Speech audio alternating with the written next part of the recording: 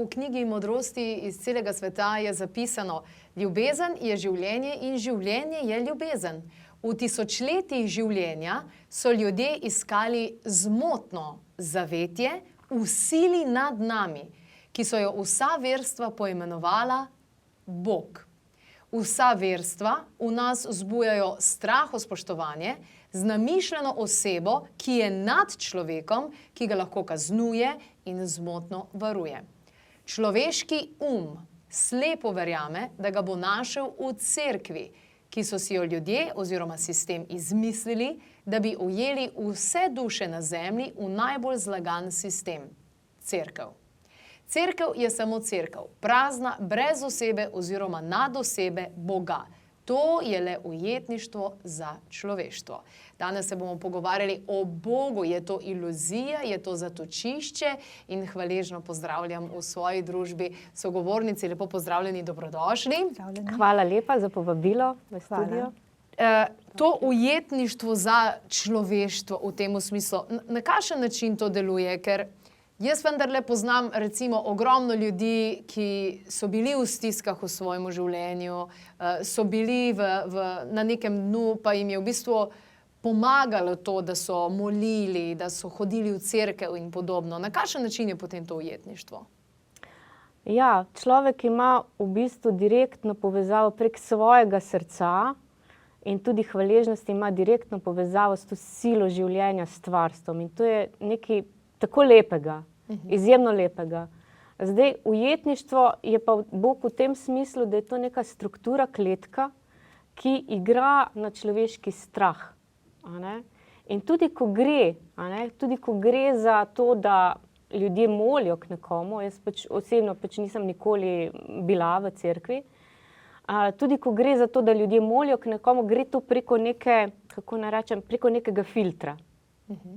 Preko nekega filtra, ki je v bistvu podan človeka vcepljen preko vzgoje.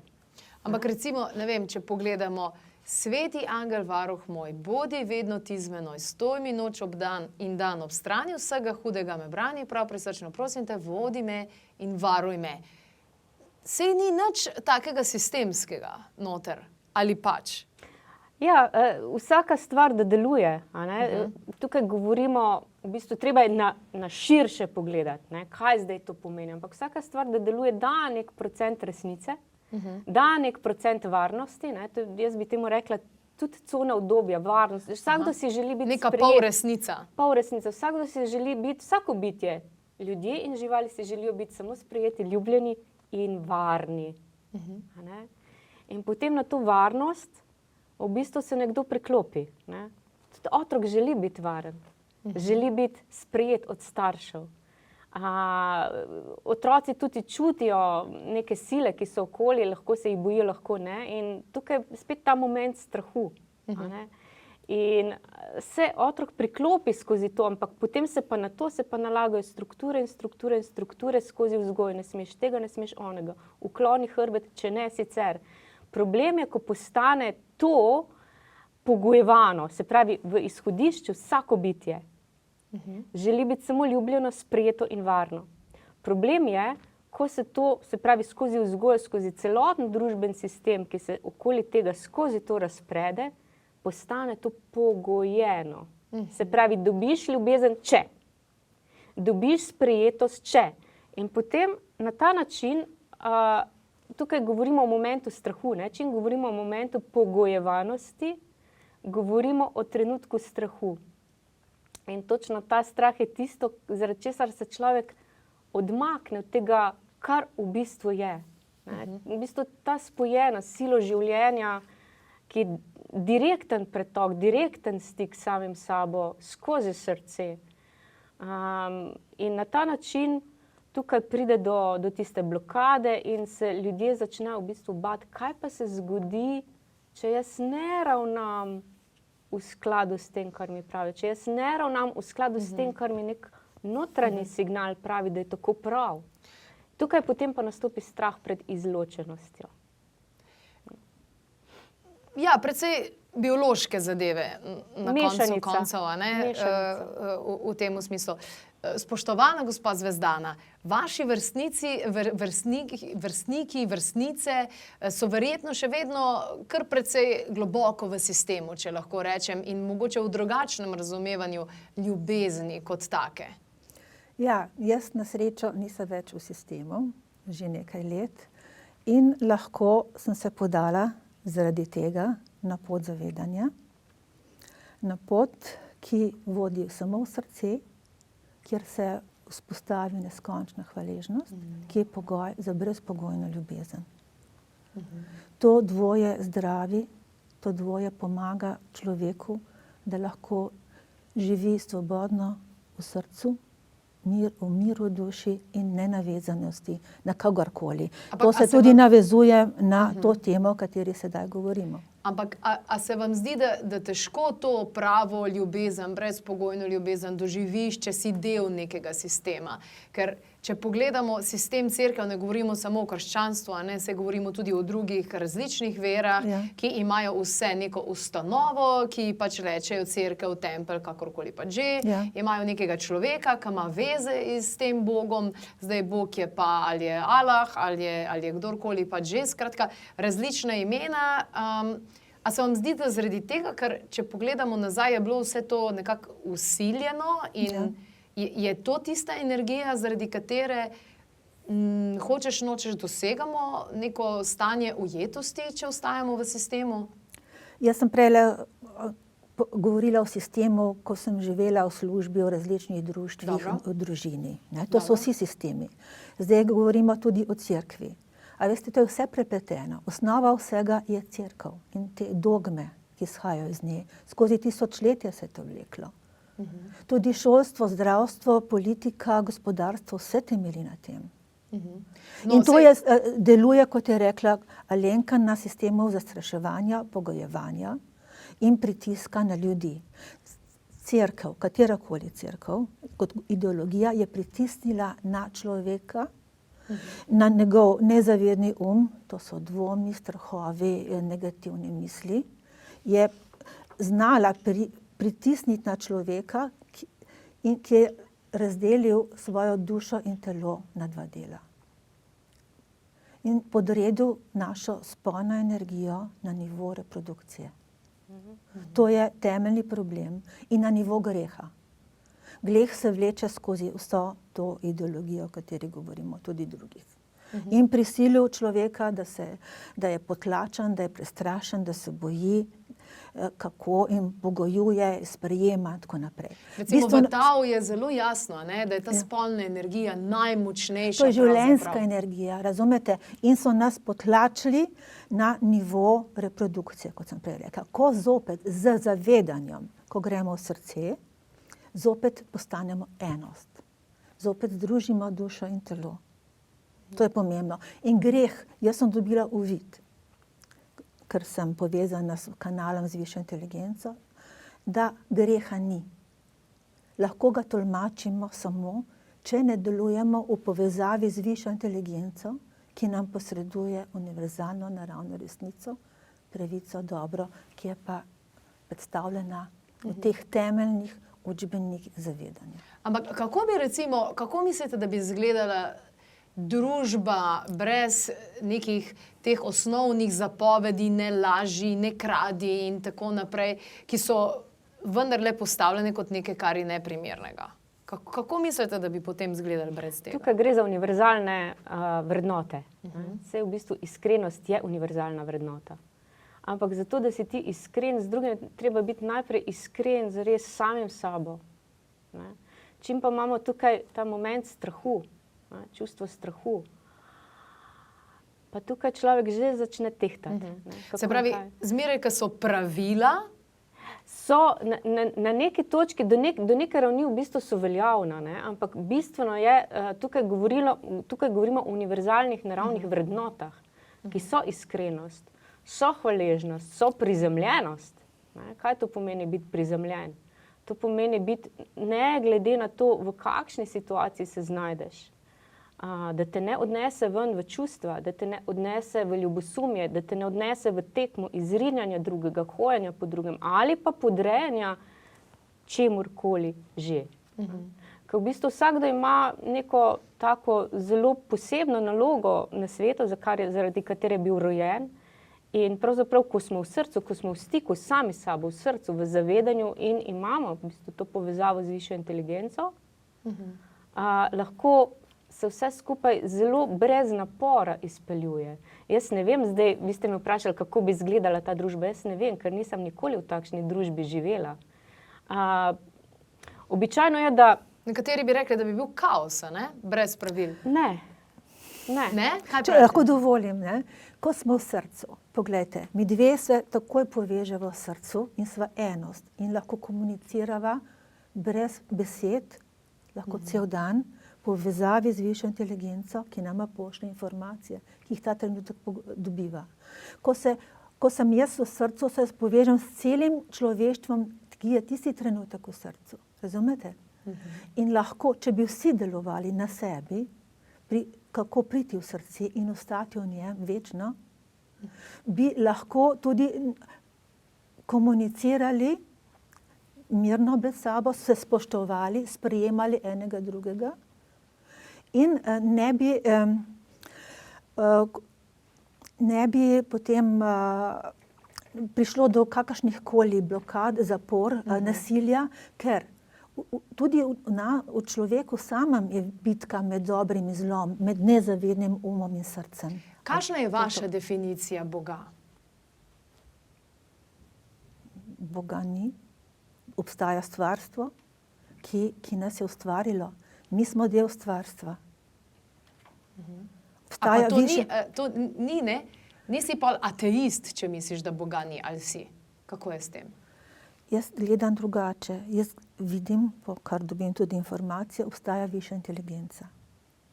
To sestavljajo stvarstvo, to je vse, kar je, to je ta univerzalna, bi rekli nekateri, univerzalna energija, življenjska energija, o kateri je govorila Alenka prejle. Obstajajo še vodniki, to so duše, ki se niso inkarnirale in so okoli nas. Jaz imam nekaj več teh vodnikov, s katerim komuniciram, mi pošilja informacije. Vsak od nas, a ne? Tudi vsak od nas. Jaz tudi razsvetljujem objekte v povezavi z Alenko, zablokiram negativne energije, ko mi pomaga vodnik ob meni, ko se povežem z njim.